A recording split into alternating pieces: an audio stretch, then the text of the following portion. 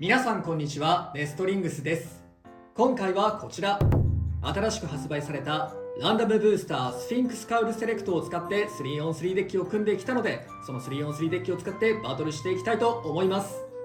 今回は私野水航とつぶやきさん太郎で対戦していきます。よろしくお願いします。お願いします。それではやっていきましょう。行きましょう。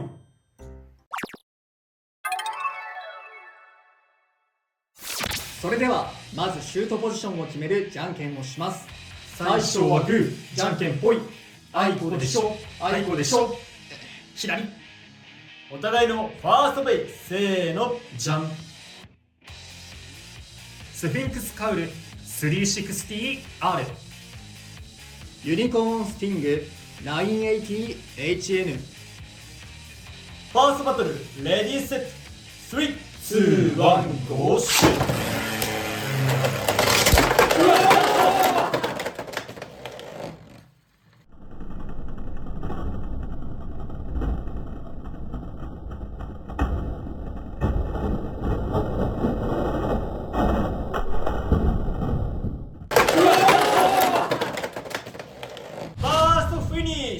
スフィンクスカウルに2ポイント。すごい勢いで弾け飛んだ。いやーマジか。やっぱスフィンクス引っかかりが多いからぶつかった時に衝撃加えやすいところがあるんかな。いやーそれは絶対あると思うね。ユニコーンもねアタック側で当たっちゃったかなみたいなところはあるかもしれないけれど、それにしてもねとんでもない破壊力だったね。ね、すごいパチコーンって弾け飛んでた。お互いのセカンドウェイ、せーの、じゃん。コバルトドレイク 960GP。 スフィンクスカウル 360LF。 セカンドバトル、レディーセッ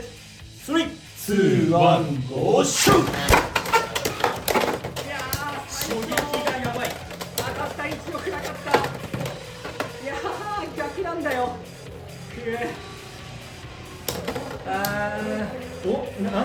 いや、いけるはず。さすがに足んないねスタミナが。あ、よかったよかったよかった。スピンフィニッシュ。コバルトドレイクに1ポイント。一番最初の当たりがね、あれがでかかったな。いやエクストリームダッシュしてね相手の背後をついてから今の衝撃が出せればオーバーエクストリーム全然あったと思うんだけど、そうなる前に当たっちゃった感じがして自滅しないためにねシュート力を落としてシュートしてたからそこが良くなかったかな。 LF はね難しいよね、シュー難しいトパワーも。ね。お互いのサードベイ、せーの、じゃん。ユニコーンスティング 980GN。 バイパーテイル 560GN。 サードバトル、レディーセット、3、2、1、ゴーシュー。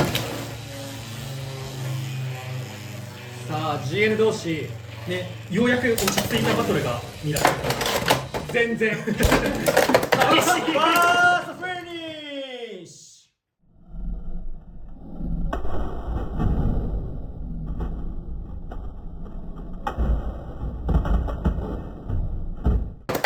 ファーストフィニッシュ。ユニコーンスティングに2ポイント。よってこの勝負はつぶやきさん太郎選手の勝利だ。だぜ。いや、落ち着いたバトルが見られるかと思いきや、まさかのバースト。アタック馬がうまいことぶつかったかな。かなあ。それともなんかちょっと当たりどころが悪かったかもね。ラチェットになんか当たるタイミングがあったかも。そうだね、ちょっと動画でも見直してみたいね。そうね。はい、ということで今回はスフィンクスカウルセレクトのパーツを使って 3on3 バトルをやってきました。いかがだったでしょうか。いやー悔しいね。そう、ちょっと、でもラッキーパンチが1戦目2戦目って続いた感じはあったね。シュート直後にでかいの入ってっていう。そうね。さすがにそれはちょっとね。まずはブレードのねスフィンクスカウルの話をしようと思うんだけど、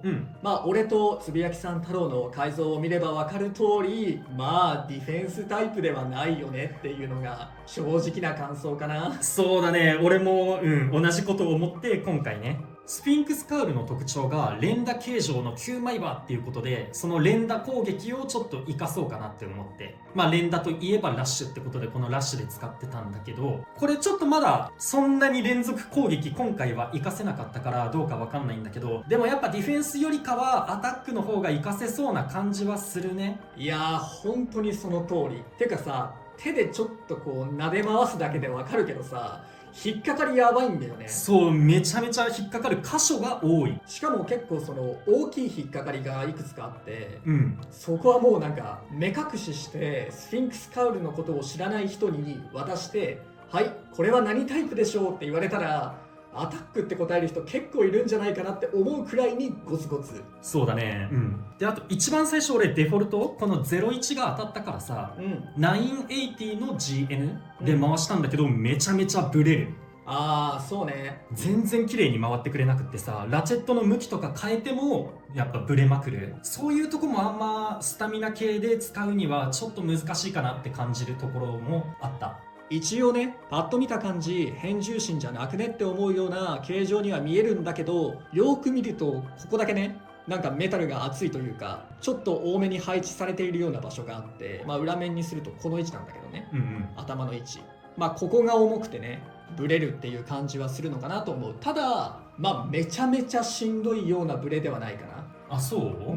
一応調整できる範囲レベルだとは思う。もう手の施しようがないレベルじゃない。そうだね。まあデフォルトじゃなくって自分が持ってる別のラチェットとかと組み合わせればね、ある程度は、収めることはできるけど、それでもちょっとねスタミナで使うにはそんなにスタミナ残らない感じもした。そう。まあさっき言った通りディフェンス力っていうのはまあほぼないと言っても過言じゃなくて、デフォルトだと踏ん張りの効かないニードル系のビットっていうことも相まってめちゃめちゃぶっ飛ぶ印象があって、そしてカウンターもねなかなか決められないみたいなのもあるし、重量もそこまで重くない、32後半から33ぐらい、まあ、なので今の環境だとフェニックスウィングとかコバルトドレイクとかと比較しちゃうとやっぱ当然軽いんで、対アタックのディフェンスやカウンターっていうその公式の話通り使うとまあ厳しいかなっていうのが正直な感想かな。まあその代わり今回のねバトルでも見たけど、アタック力に関してはめちゃめちゃあるなと思った。そうだね。カウンターするとかもう待ってるとかじゃなくて、もう自分から当たりに行った方が100倍強いと思う。でただ一撃の当たりがでかいっていうよりかは、なんかどこで当たってもいいみたいな、とりあえずぶつかることさえできれば衝撃は与えられるよっていうのがスフィンクスカウルの特徴かなって思った。まあそんな感じでスフィンクスカウルはめちゃめちゃ弱い系のブレードではないんだけど、かなり難しい方のブレードかなとは思いました。あともう一つ新しいパーツの980、これはね960がそもそもバーストしづらいラチェットとして人気を博してたんでかなり期待していたんですが、あれと比較してしまうと結構難しいラチェットかなってのが正直な感想ですね。60と比べるとそう一応80になったおかげでこの波打ってたラチェットの下側、とこの80特有のスカートみたいな部分が、まあ綺麗に配置されてて結構当たりにくくなってる。下からこうラチェットの可動部には当たりづらくなってはいるんだけれども、まあやっぱり80っていうところがあって、まあ、シャークエッジとかバイパーテールみたいな下から殴る系のブレードに対して若干の不利はあるかなと思ったね、960と比べてしまうと。まあそこはしょうがないよね。他のね80系のビットと比べるとまあかなりバーストしづらくはなってるかなとは思うんだけれども、まあだから俺は今回ねユニコーンスティングに980使ってみたんだけれども、綺麗にちょっとねバーストしちゃって、まああれは980が悪かったかどうかはちょっとわかんないけれどもそうだね。そうね、でも960よりは明らかにバーストする気がするね。ただまあ選択肢広がったよね。今まで割と俺はその80だとバーストしやすいから60一択みたいな感じで 3on3 でもなんか360とか960 560っていう風に60で揃えてたりしたんだけど、一応80使いたい時に他の380とか480とかよりかは多分バーストしづらいと思うから、ちょっと背高くしたいみたいな時の選択肢として結構カスタマイズは広がるようになったかなって思う。あとヘルズサイズ B に960とか使ってる人も多いと思うんだけれど、ヘルズサイズってさ、ベイブレード X の最初の方の環境では80の方が有利っていうことがあったんだよね。それはヘルズサイズミラーの時に自分のヘルズサイズが相手のヘルズサイズよりも上を取ると相手を寝転がすことができて、そのままスピンフィニッシュで勝てるみたいな、そういう状況が発生しやすいみたいなのがあったから、その980をヘルズサイズに使うことで相手のヘルズサイズに有利が取れたりとか、そういうこともあるから、そういった意味でもね環境変わりそうかなとは思ったね。ただ思ってたよりはバーストしやすかったかな。あとこれはね個体差もあるかもしれないんだけど、980のこのロックの締まり方、これがね若干他のやつと比べて俺のやつ緩い気がして。あ、そうなんだ。なんかね新しい480とか、前回のワイバーンゲールのランダムブースターで出たやつは結構硬いと思ってたんだよね、ロックの動き方が。でなかなかバーストしないなと思ってたんだけど、今回のね980はちょっと緩めな感じがしたから、それでバーストしやすいかもなみたいなのはあるかなと思ったね。さっきみたいなお互いのブレードがぶつかった時のバーストかな、ってのは起きやすいのかなとか思ったりはしちゃったね。でもめちゃめちゃ弱いパーツではなくて、選択肢とか戦略の幅を広げるめちゃめちゃいいパーツだと思ったので、持っておいて損はないかなと思ったね。そうだね。そして最後ギアニードルなんだけど、これは俺はねあんまりわかんない。正直俺もあんまりわかんないかな。 HN よりは身長がやや低くて、である程度姿勢を保持する能力はある、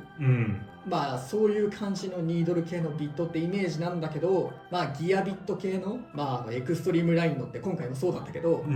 暴れ回ってしまうっていうところがあるから、それで自滅したりとか。そうだね。そしてこのねギアニードルももちろんロックの硬いビットではないので、エクストリームダッシュして自分から殴りに行ってバーストみたいな、そういう展開も考えうるから、そこがちょっと難しいところかなとは思うね。あとねN 系のビットだからさ、吹っ飛びやすくって、エクストリームラインに乗りやすいってのもあるかなと思ったね。でもね終盤の姿勢保持能力の高さみたいなところはちょっといいところかもなって思うところもあったから、カスタマイズ次第でその HN と高さが違うとか、姿勢を保持できる姿勢が違うとか、そういうところを詰めていけばワンチャンあるかなとは思ったね。あともう一個、先端が思ったより丸みを帯びててさ、ニードル系とかと比べると。そうね、なんかちょっと丸みがあるね。だからあんまり踏ん張り効かなくって、オーバーポケットのところ、ここの若干の段差に引っかかることなく、丸いからそのまんまスポーンって出てっちゃうかなっていう印象はある。確かにその可能性もあるかな。